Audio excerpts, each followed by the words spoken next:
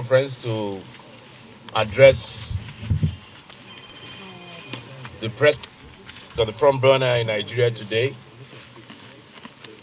and that is the goings on in South Africa as it affects our brothers and sisters who reside in that country. We do not intend to speak many words here today.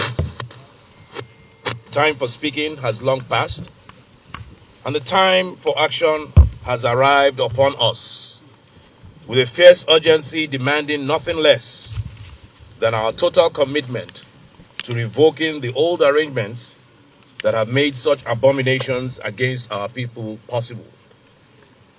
Nigerians have long traveled far and wide in search of knowledge, of experience, and of prosperity.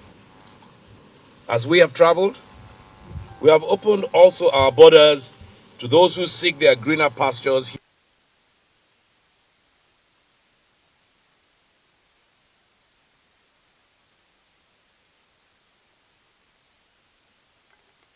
And wealth to achieve peace and restore freedom from Sierra Leone to Liberia, Sao Tome to South Africa. We have sought nothing in return. We have made no claims to the land and resources of our brothers. Our commitment has been to the advancement of Africa, to freedom in all our lands, and prosperity for all our people.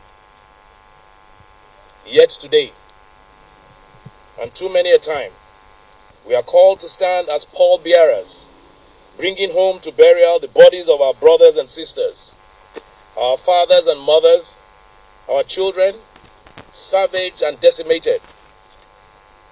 What is their offense? That they dared to dream of glory and profit beyond our borders, and having dreamed, they endeavored to make real the visions of their hearts. We did not provoke, nor do we deserve the violence that has been visited on our people in South Africa. We reject entirely the obvious attempt to change the true narrative of events by casting the recently organized acts of violence as merely internecine conflict between gangs fighting for turf. Unless it is the position of South African government that all Nigerians living in South Africa are gangsters and criminals, we demand that they reject these claims without equivocation. The vile images of violent devastation and death randomly visited on innocent people seeking their way in the world strikes at our heart, causing pain that words alone can express. Let no one add insult to our grief by trying to change the narrative. To every citizen of Nigeria, in every city and every state, who has watched recent events with rising anger and pain, we in the House of Representatives are with you. To those who are sorely tempted to respond to these latest incidents with violence on our streets and destruction in our communities, I call on you to resist all such temptation. Your anger is justified. Your pain is rightly felt. But we cannot honor the memory of our fallen citizens by setting our streets aflame and our houses asunder.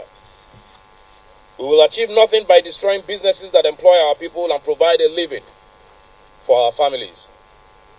We will honor the lives of our fallen brothers by making sure that never again will our citizens' inalienable right to life and liberty be so wantonly denied here at home or anywhere else in the world. We will honor the sacrifice of the fallen by devoting ourselves once more to a covenant of service to one another, certain in the knowledge that our greatest protection against such harms is peace, progress, and prosperity in the homeland. The leadership of the House commends the actions thus far taken by the President, Mohammed TFR, through the Honorable Minister of Foreign Affairs, in communicating the government's extreme displeasure at what has occurred and taking action to see to the return of those our citizens who are willing to come home at this time. We will further ask that the President direct the Ministry of Health to assist the families of the bereaved in expediting the return of loved ones who have lost their lives in these unfortunate events. The leadership of the House of Representatives will also shortly invite the Honorable Minister of Foreign Affairs, the Nigerian Ambassador to the Republic of South Africa, the Chairman of the Nigerian Diaspora Commission, and other stakeholders to jointly consider the causes of these latest incidents of organized mass violence and murder of our people. We intend not only to determine the causes of these latest events, but also to assess and account for the losses in life and property that have occurred. This will allow the government to more accurately demand reparations to compensate our citizens who suffered in this recent orgy of violence. The House of Representatives is ready to authorize legal funding for those citizens who wish to take legal action against identified perpetrators of the violence, as well as those who sponsored them or permitted their actions to occur and continue. Ladies and gentlemen, we recognize that there are many places in the world right now where internal crises and conflicts have made the terrain unsafe for our citizens there. We will work with all the stakeholders within and outside government to evolve and implement a plan to evacuate our people places and as much as possible keep them out of harm's way. We must accept that there are at this moment in time several forces converging in different parts of the world, creating seismic events over which we have limited control, yet may not entirely escape the worst consequences of. We ought no longer to wait until our people are caught in the foulest manifestation of these events before we take necessary action to protect them. There have been reports that state actors may have participated in the worst acts of violence in South Africa, sometimes actively, at other times by standing and doing nothing, whilst murder and mayhem was unleashed on our people and others. We expect that the government of the Republic of South Africa will conduct a thorough investigation into these allegations and make public their findings, whatever they may be. Where any of these claims are determined to be true, we expect also that the individuals responsible will be held accountable to the highest degree permitted by law. Ladies and gentlemen, fellow Nigerians, it is unusual for the full complement of the House leadership to come out and stand together for a joint conference. However, this moment calls for unusual things. We stand before you as one body, across party lines, representatives of the entire House in our joint task towards nation building. The House of Representatives is united and determined in its resolve to meet our people at the point of their grievance and to channel grievance into constructive action. Let no one be left in any doubt.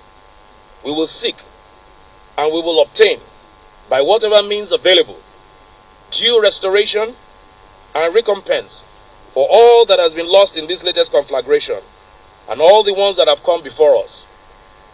We are committed to a sustained and special effort to see that the ends of justice are met for all our people who have suffered. We have heard the cries of our citizens and we have witnessed their devastation. We will mourn for the dead and cry for the lost, but we will not stop there. As we continue to work towards restoration for those of our brothers and sisters who are abroad, we'll continue to work hard, as the government is doing, to arrest the situation internally, particularly in the northern and other parts of the country, in terms of our security situation. God bless you all, and God bless the people and government of the Federal Republic of Nigeria. Thank you very much.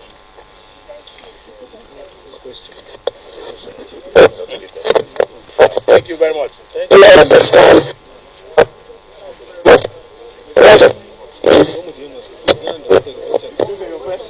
That took our time to